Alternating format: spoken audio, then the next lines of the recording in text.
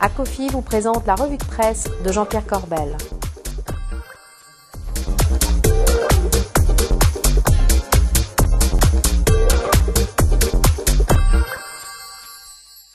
Bonjour, c'est mardi et c'est la revue de presse du Club Patrimoine en compagnie, comme toujours, de Jean-Pierre Corbel. Jean-Pierre, bonjour. Bonjour Bogdan, je vous ai vu à la télé. Oui, mais c'était pas moi, j'ai jamais eu de tenue jaune. Incroyable ça. Où est-ce que vous avez été chercher ça?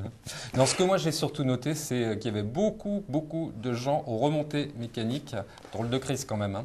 Et vous, les vacances alors, Jean-Pierre? Eh bien écoutez, nous, l'actualité n'était pas en vacances avec une semaine très chargée, notamment sur les marchés. Le Dow Jones, New York, à son plus haut historique et Paris, qui n'est pas à son plus haut historique. On s'en souvient, c'était en 2000, on était presque à 7000, donc on est très loin. Mais Paris qui est emporté par l'euphorie et qui finit la semaine à 3840. Alors, d'un coup d'ardoise magique, on a effacé les élections italiennes, le fiscal cliff et même des manifestations monstres au Portugal dont très peu de monde a parlé. Donc les gérants avaient raison. Eh bien, en fait, Bogdan, bien sûr, le marché est gavé de liquidités. Il faut bien en faire quelque chose. Alors, le cash ne rapporte plus rien. Les obligations, elles ont mangé leur pain blanc. Alors, dès qu'il y a une petite correction, eh bien, la finance nous explique que c'est une porte d'entrée. Et là, tout de suite, le troupeau suit. Ouais, le troupeau, vous y allez fort un peu, non? Bah, c'est vrai, il y a des gérants plus talentueux qui restent. Oui, il y a des gérants talentueux qui restent prudents. C'est le cas de Marc Craclin de la financière de bien skier celui-là, non? Oui, il a une tête de skieur. Beau look de skieur, Marc. Bravo si tu nous entends. Et donc Marc Craclin, de la financière de l'Échiquier, il est interrogé dans Le Point et il nous dit, écoutez-le, la correction a été modérée et très vite gommée, peut-être trop rapidement. Quand un gérant nous dit ça, un gérant, ça dit jamais qu'il ne faut pas aller sur le marché action. Ça veut dire en tout cas qu'il a peur d'une chose, c'est la volatilité, Bogdan. Oui, mais alors qu'est-ce qu'on va faire avec tout ce cash? Eh bien, si l'on ne croit plus au risque systémique, et Marc Craclin ne croit pas au risque systémique. Vous savez que moi, j'y crois. Pas de piste noire pour Marc Craclin. Ouais, moi, j'y crois encore parce qu'en fait, je pense qu'on n'a pas suffisamment écouté les peuples et ils se font entendre en ce moment. En tout cas, si on ne croit pas à ce risque, eh bien, il y a beaucoup d'argent, il y a des facilités de financement et ça, les entreprises vont en profiter. Regardez cet article dans Challenge qui nous dit que ça va être le retour des OPA à l'image du rachat de Heinz par Warren Buffett. Peut-être de belles opportunités en France comme Morel et Prom ou Danone qui pourraient amener la bourse vers le haut et ça, on va y croire.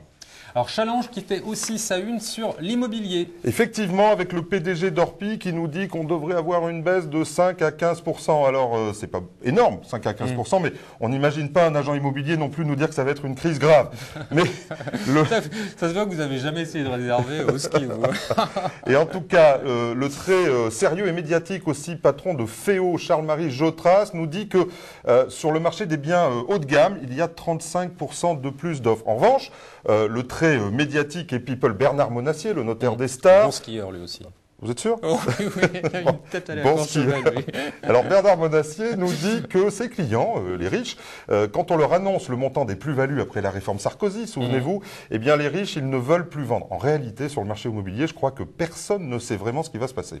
Alors on a aussi parlé de fiscalité pendant mes vacances. Oui, alors avec on a parlé de beaucoup de choses pendant que vous n'étiez pas là. Avec un ministre du budget qui montre ses muscles et qui nous dit, écoutez, que 5 milliards d'économies vont devoir être faites. En réalité, quand on regarde attentivement la lettre de cadrage budgétaire comme l'a fait les Échos, ces 5 milliards, ce ne sont qu'1,5 milliard d'économies réelles. Le reste, c'est quoi?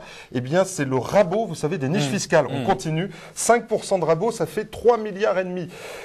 En réalité, on n'arrive pas à baisser les dépenses de l'État et ça fait peur pour la suite. Alors la suite, c'est aussi les retraites. Alors effectivement, on a un agenda très chargé pour notre président de la République qui va en province en ce moment. Et regardez, le JDD a fait l'agenda. Regardons-le ensemble. Avril, les coupes budgétaires. Mai, la réforme de l'épargne et les coupes des aides aux entreprises. Juin, la réforme des retraites. Juillet, une loi de finances rectificative et les budgets à la rentrée. La réforme des retraites, c'est le gros morceau. Les syndicats ont claqué la porte cette semaine, mais on sait déjà que certaines réformes vont être adoptées. Alors parmi celles-là, on sait que l'allongement de la durée des cotisations, encore une fois, on n'y coupera pas. On va avoir, ça c'est nouveau, la désindexation des retraites, et ça c'est faire perdre du pouvoir d'achat aux retraités. Et puis quelque chose dont on parle souvent peu, c'est le taux d'appel de l'ARCO et de la GIRC, 128%.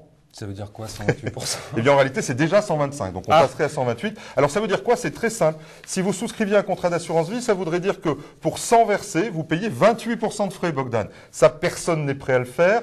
Mais à l'ARCO et la GIRC, on ne peut pas négocier les frais. Vous avez aussi un scoop, je crois, mon Jean-Pierre. Incroyable. Oui. Alors j'ai un scoop sur Nicolas Sarkozy. Ah. Alors en France, on nous a expliqué la semaine dernière que il avait annoncé qu'il allait être obligé de se représenter aux élections en 2017. Obligé, comme dirait ma jeune nièce, lol. Mais si on va voir la presse étrangère, le Financial Times, en une, regardez, c'est quand même pas rien, eh bien le Financial Times nous dit que le Qatar aurait proposé à notre ancien président 500 millions pour cider un fonds d'investissement. Il paraît qu'il réfléchit et le Financial Times nous dit que, en fait, les Qataris ont mis une option sur notre futur président. Oui, peut-être. On n'a pas trop de temps pour les tops et flops, si, quand même. Allez, très rapidement, oui. Ça va très vite. Regardez cet article des Échos. Le top, c'est que d'ici 10 ans, il y aura 50% de plus de super riches. Et le flop, c'est qu'il n'y en aura pas en France. Eh oui. Sur les pistes de ski, il n'y aura que des étrangers, Bogdan. Voilà. Allez, on termine très vite par le juste pour rire. Alors cette semaine, ça n'est pas un juste pour rire. On va rester dans le sujet. C'est un peu cynique, mais je trouvais que ça méritait d'être montré. Regardez ça. Comme je dis toujours, heureusement pour les pauvres que les riches existent. Parce que s'ils n'existaient pas, on ne trouverait pas tout ce qu'on ramasse ici. Personne ne jetterait de verre ni de bouteilles. Car ils seraient pauvres eux aussi, et ils en auraient besoin. Alors s'il te plaît Seigneur, aide les riches pour qu'ils jettent beaucoup de choses à la poubelle, qu'on puisse les ramasser. Vous voyez Bogdan, eh bien notre président n'aime pas les riches, d'autres les aiment, mais pour des raisons différentes. Mais en tout cas, ça relativise, effectivement, avec les pistes de ski, ça relativise notre crise. Ouais, no comment. En tout cas, très jolie cravate, C'était la cravate du mariage de mon fils. C'est pas vrai? Je vous jure. Très bien. Voilà. Bon, bah écoutez, merci beaucoup. Bonne journée. Quant à moi, il ne me reste plus qu'à vous remercier et à vous donner rendez-vous mardi prochain. D'ici là, gardez-vous bien.